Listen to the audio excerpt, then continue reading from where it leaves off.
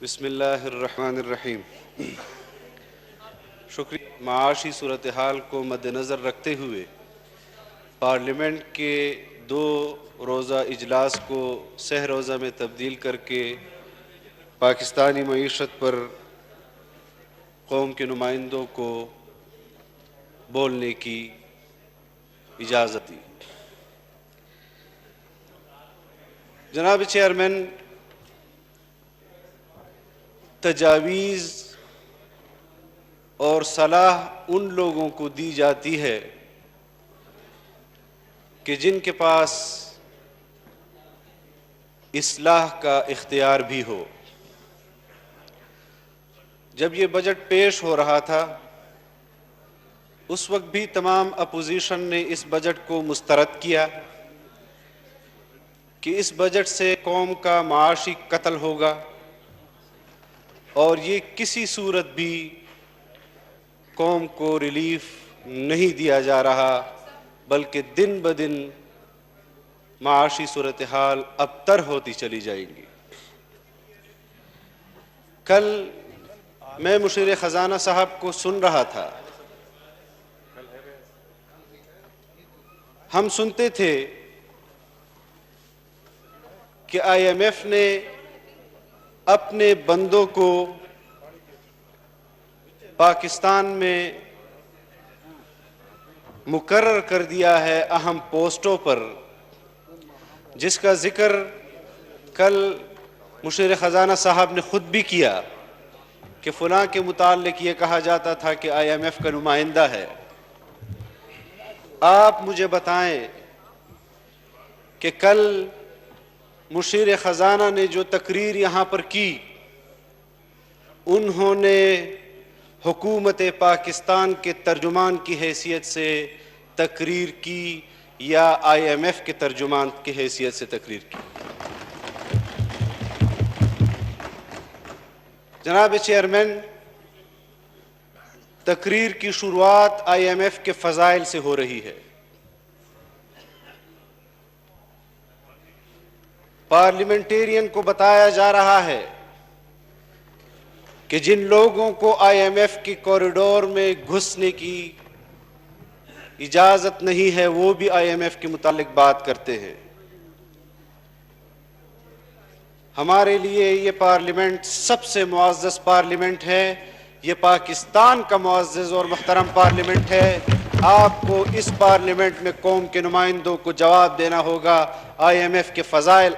بیان کرنے کے لیے آپ کو حکومت نے بھرتی نہیں کیا۔ جناب اسپیکر،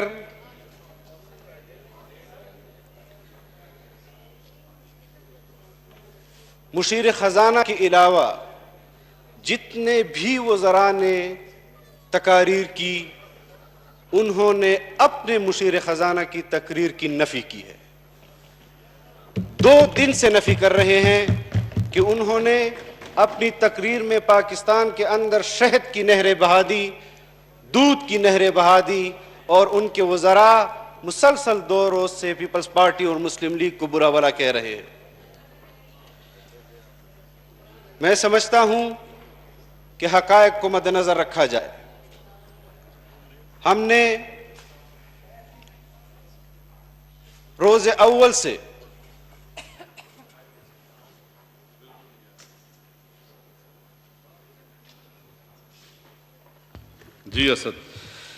ہم نے روز اول سے اس حکومت کے بارے میں اپنا موقف دیا اور ہم آج بھی اس موقف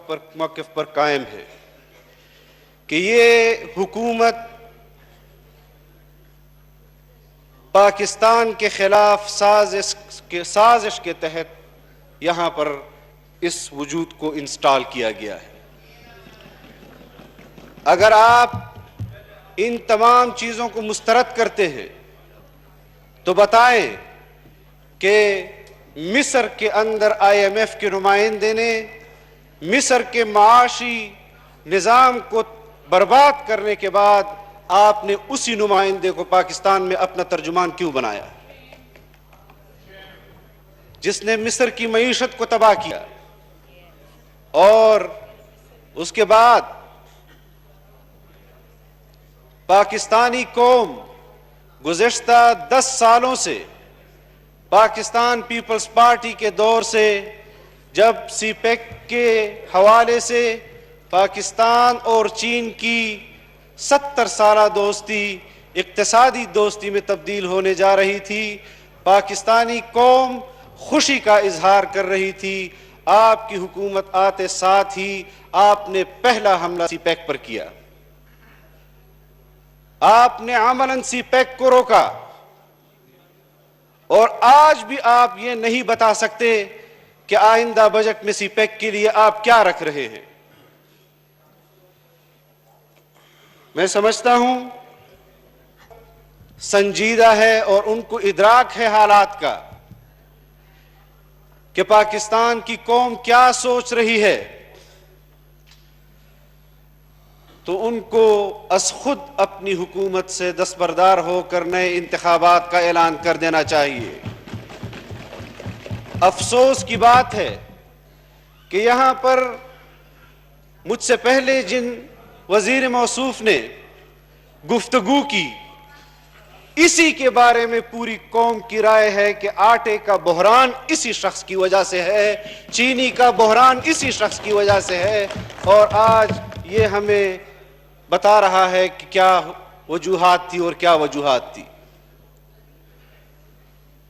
پاکستان کا کہ معاشی ماہرین وہ پاکستان کی معیشت کو جس طرح بیان کر رہے ہیں، مجھے اعداد و شمار میں نہیں جانا، کیونکہ اعداد و شمار کے حوالے سے آپ کے پاس اختیار ہی نہیں ہے، اور روز اول سے آپ کے پاس اختیار نہیں ہے، لیکن میں اپنی اپوزیشن جماعتوں سے بھی ضرور یہ بات کہہ دینا چاہتا ہوں کہ آپ نے قوم کی جو ترجمانی کی ہے، میں سمجھتا ہوں کہ شاہد خاقان عباسی نے تقریر کی حد تک اپنا حق ادا کر دیا ہے، بلاول بھٹو صاحب نے تقریر کی حد تک قوم کا حق ادا کر دیا ہے کہ اس وقت جو قوم کی صورتحال ہے وہ ابتر ہے، لیکن یہ بات بھی تسلیم کر لینی چاہیے کہ یہ پٹھو اور کٹ پتلی حکمران محض تقریروں سے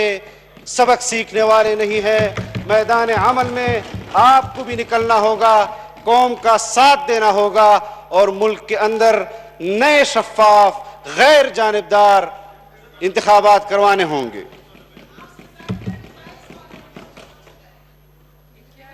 آپس میں بات چیت نہ کریں، اور میری جو ہے آپ سے گزارش ہے کہ آپ جملے نہ کسیں بالکل اسپیچ کے دوران۔ کل وزیر خزانہ نے کہا، مشیر خزانہ نے، کہ پاکستان میں ٹورزم کی انڈسٹری فروغ پائے گی۔ جناب ڈپٹی اسپیکر، میں جس سیشن کے بعد بھی اپنے حلقے میں جاتا ہوں، میرے گھر میں میرے لیے ایک تھریٹ لیٹر پڑا ہوتا ہے کہ آپ اپنے حلقے میں نہیں جا سکتے۔ میری قیادت کو سال میں 12 مہینے ہوتے ہیں، لیکن 12 مہینے سے زیادہ ہمیں تھریٹ لیٹر ملتے ہیں، ہماری قیادت کو ملتے ہیں، اور میں آپ کو عجیب صورتحال بتا دوں کہ ایسے علاقے کہ جس کے بارے میں ریاست جن لوگوں کے بارے میں کہتی ہے کہ یہ ریاست کے غدار ہیں، ان علاقوں میں ریاست کے غدار تو جا سکتے ہیں، لیکن آپ کے پارلیمنٹیرین نہیں جا سکتے۔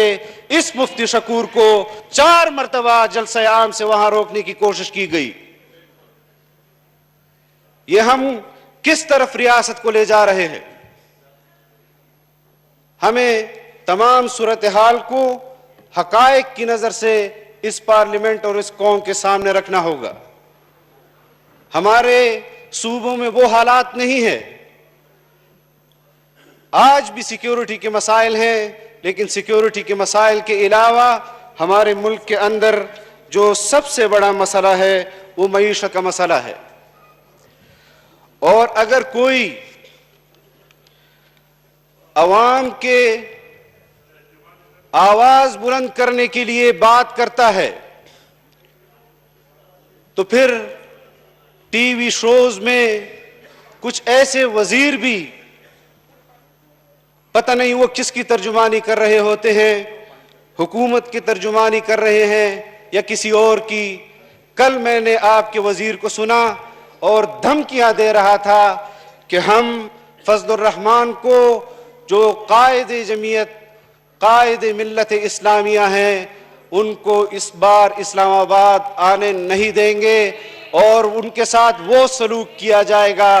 کہ جو حکومتیں ایسے لوگوں کے ساتھ کرتی ہیں۔ یہ ان کے الفاظ تھے۔ میں اگر اس نے ایسے الفاظ کہے اور پھر ساتھ یہ بات بھی کہی کہ میں نے کسی کے بہاف پر یہ بات کہی، اگر حکومت کے بہاف پر یہ بات کہی تو حکومت اپنے آپ کو واضح کرے، اور اگر کسی اور کے بہاف پر بات کی ہے تو میں ان وزیر صاحب کا نام نہیں لے رہا چونکہ وہ یہاں موجود نہیں ہے، لیکن ان کو صرف اتنا بتا دینا چاہتا ہوں